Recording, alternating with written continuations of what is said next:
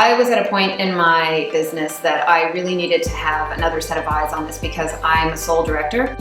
We were in growth period, definitely, but I wasn't quite sure which way I needed to grow and really what I was capable of doing. So a lot of it was having somebody actually look at the numbers and say, right, you can do this or you can't do this.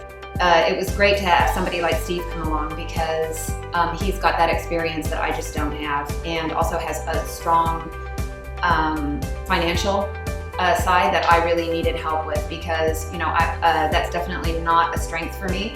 And so sort of my gauge to figure out whether I could be growing into the next level or doing something, for example, a new product or something like that, I would sort of just look in the coffers and think, well, okay, I guess I can. That's not actually a very good way to do business.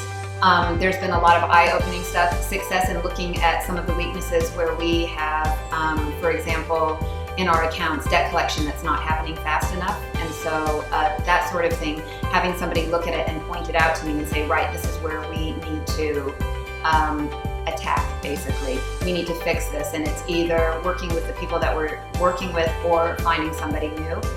That stuff it's great and it's eye-opening because sometimes you've got it sort of in the back of your mind and you're doing 16 other things at the same time, but you've got somebody that's sitting there, you know, drilling it into you that's actually very important, and it prioritizes it, and that's actually been very helpful for me because there's always a lot of things that you kind of know you need to fix, but you just don't have enough time in the day. My advice to other business owners would be have somebody that is actually looking over your shoulder so that you're not working sort of in the business instead of on the business. Have somebody that is actually going through and saying, this is where your strengths are, this is where your weaknesses are. You need to let go of certain things and you need to go ahead and embrace what you're really strong at.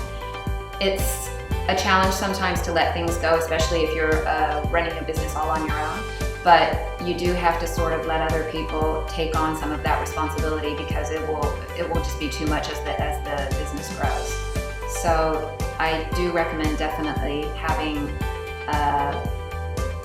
guidance, and that has been really helpful.